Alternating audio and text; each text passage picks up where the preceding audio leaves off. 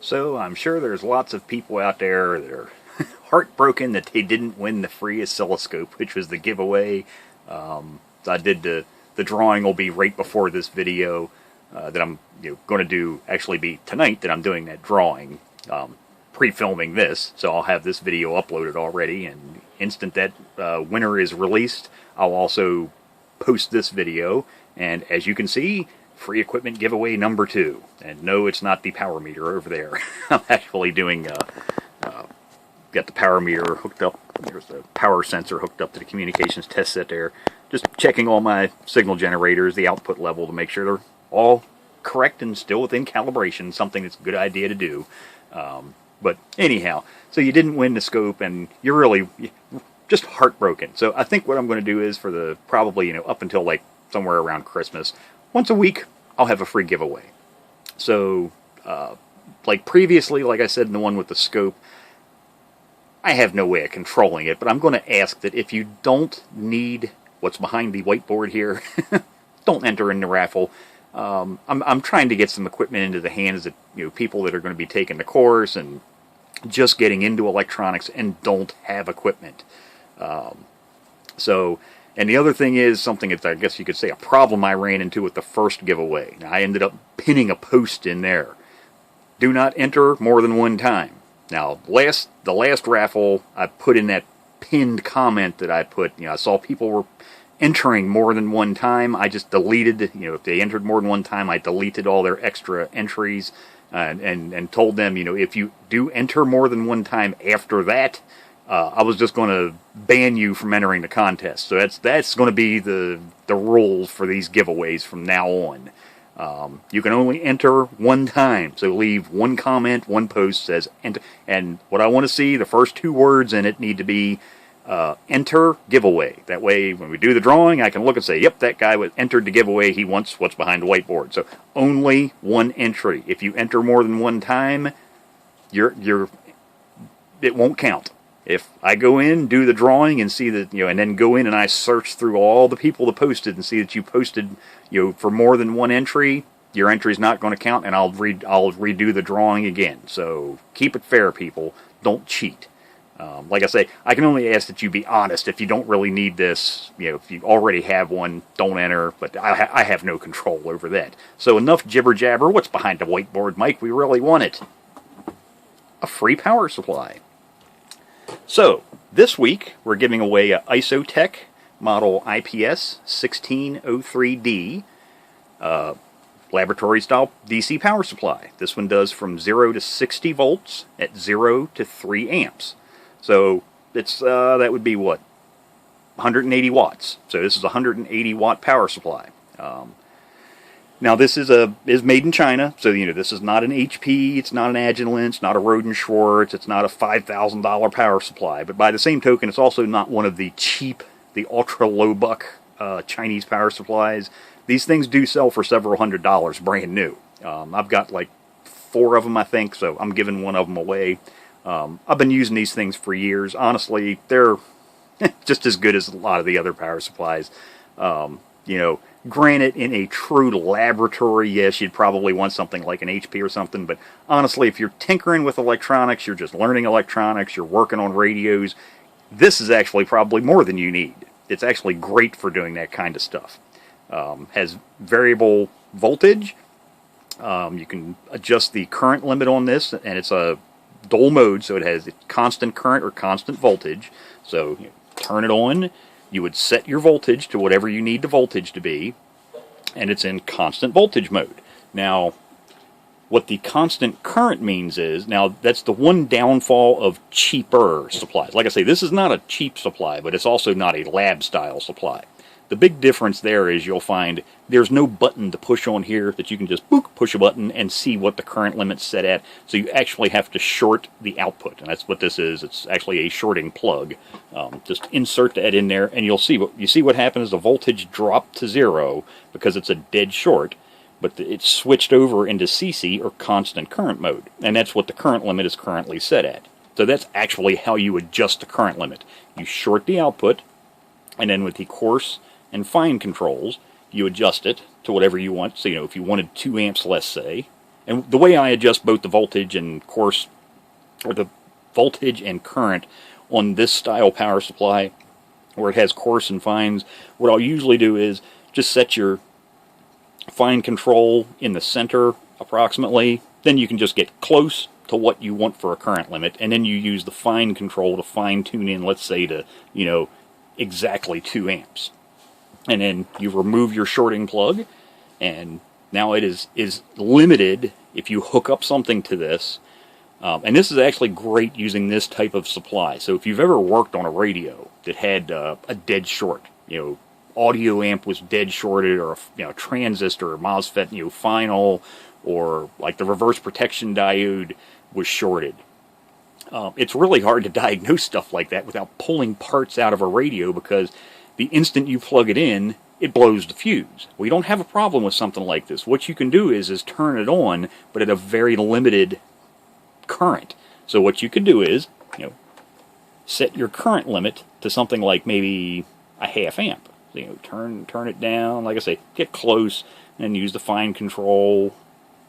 You know, but you could set it to something like a 1/2 amp, or even lower, you know, like a 1/4 amp. Because honestly, most radios and receive don't use a lot of power. They're only using like 0.1 to 0.2 amps.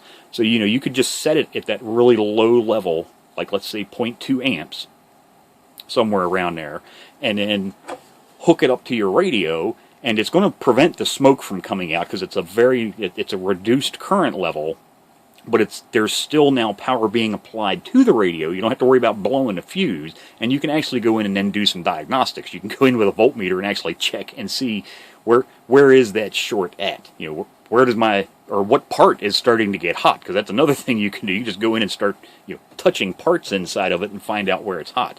Now, like I say, this thing does go up to 60 volts, so I'm not going to say deadly health hazard, you know, but 60 volts is getting up there. So, you know, this thing will throw some sparks. So, you know, if you turn the voltage up the whole way on this thing, yeah, it actually goes up a little bit above, actually, the current and the voltage go a little bit higher than what the actual rating is. This goes up to like 62.8 volts. But just listen to and look at the sparks in here. Yeah, you can get some serious juice out of this thing. And again, you know, it'll do that at, you know, 3.05 amps. So there's 60 volts, 3.5 amps dead shorted at that plug right there. And you could just turn it on and leave it like that. You're set the current limit to wherever you want, and the power supply is designed to supply that voltage at that current. So it's not going to blow up because it's dead shorted. That's what it's meant to do. It's meant to switch over from constant voltage to constant current. So, you know, but yeah, so like I say, and another thing you'll notice, whoever the winner is that gets this, you'll notice, if you listen while I turn the voltage down, you're going to hear relay chatter, or relays clicking in there. I don't know if it'll show up in the camera. A little bit closer here.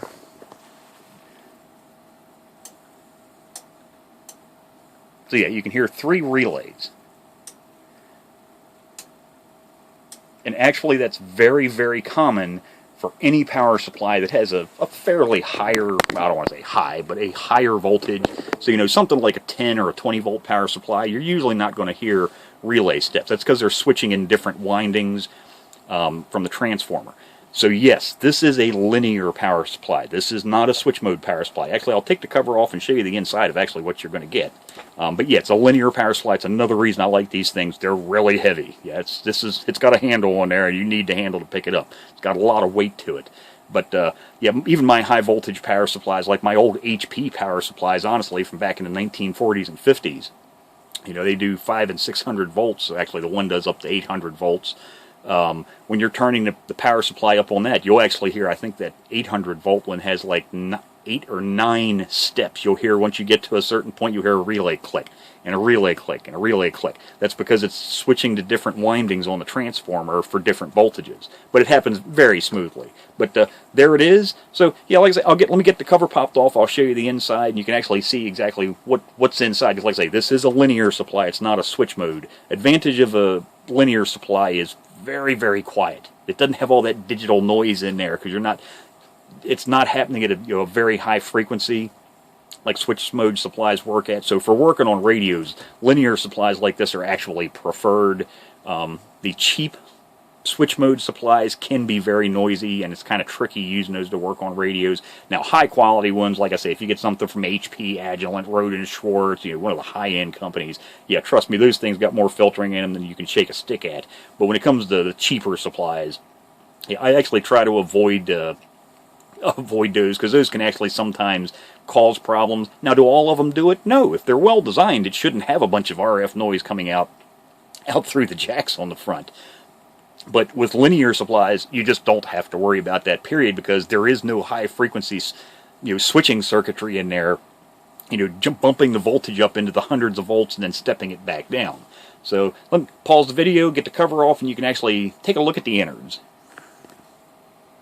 Okay, so here we go inside of it. So yep, like I say, nice big transformer because it's a linear supply. It's a good size transformer because, like I say, this is a 180 watt supply. Actually, a little bit more because it actually goes up to like 62 point whatever I had it at there. But yeah, so it's going to have a good size transformer because it is a 60 volt at 3 amp supply. Yeah, it's actually kind of a challenge picking it up at arm's length. Nice big heavy duty heatsink on the back. See your power transistor regulation on the back. But yeah, like I said, it's Chinese, but these supplies are actually fairly well designed. I've been using these things for years, have absolutely not had one bit of problem out of any of them. Like I say, I own 4 of these things. I'm giving one of them away now. So yes, obviously it's used. But yeah, they work great. Never had a problem with them. Like I say, they're not cheap. Like I say, these things are several $100s brand new. Even used, these things sell for usually over $100 on the used market. I think these were probably sold by RS Components because I'd never noticed that till today. Actually has a little sticker on the back, RS Components, and looked it up online, and yeah, that's actually, that's apparently where this was sold through, was RS Components, and their part number was 204-729. But yes, multi-voltage, so you can, changing the switches around here, you can, use it anywhere at any voltage, basically. There's basically all your regulation circuitry, and you can see another set of power transistors over here. So, yep, nice little supply. Well, I shouldn't say little. It's not. Actually, let me rephrase that. Just nice supply. It's not a little supply. It is a good size supply. Be perfect for if you're working on two-way radios. Lower power stuff like CB radios. This is the perfect supply. CB radio, a legal, FCC certified CB radio with a single final, is going to use a good bit less than 3 amps at 13.8 volts. So yes, this thing can easily power, actually it can even power dual final radios, but at really high power levels, what you're going to see is it will switch over from constant current to from constant voltage to the constant current mode. So yeah, you're kind of hovering right around the limitations of this supply if you get into the dual final radios. But even on those radios, you could still use this for powering the radio up if it has problems. Like I say, especially if it's got a dead short. That's where you really want to use a current limited supply like this. So there's what you're entering in giveaway number 2. Just like the previous one, I will pay for shipping in the contiguous 48 states in the United States. If you're outside of the contiguous 48 states, we'll have to work something out. If you enter, just be aware that if you're not in the contiguous 48 states, shipping's on you. So I don't care what country you're in, just be aware this thing is heavy. So if this thing's going to cross the ocean, you might almost be cheaper just buying one, honestly. I'm sorry, overseas guys, but yeah, shipping stuff out of the United States is ridiculously expensive. I don't know why. I get stuff come in from China all the time, and it's so cheap it's not even funny. And I try to ship that overseas, and it cost me several dollars to ship this, and the Chinese can ship something like this to me from China for the same price. Yeah, no rhyme or reason seems to me. But yeah, so there it is. Like I say, only 1 entry per person. Try to be honest. If you already have a current limited laboratory style supply, I'll just ask, please don't enter. Try and let this go to somebody that maybe can't afford one and could really use this. Shipping's on me in the continuous 48 states, and the drawing will be next Sunday. So I have to get a calendar because I don't really keep up with dates. What the heck is today? Today's the 3rd. So that would be the 10th. So next Sunday, the 10th of December, I'll have a drawing.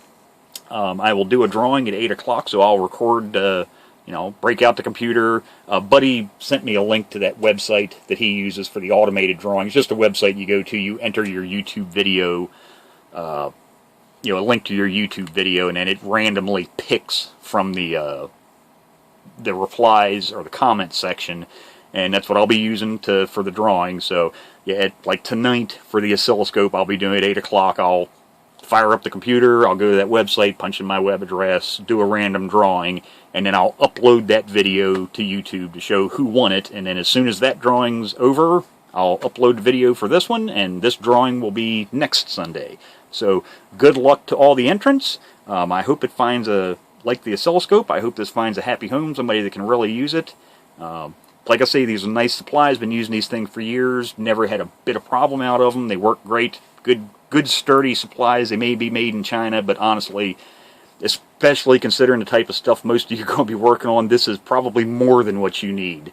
A little tiny power supply would be great. This is this is really stepping up the game, especially at up to 60 volts. So, like I say, this thing's really it's got some juice behind it. So there you go, and good luck. And like I say, we'll just consider this the giveaway month. So I'm doing Christmas giveaways for the month. So good luck to everybody, and Merry Christmas and Happy Holidays.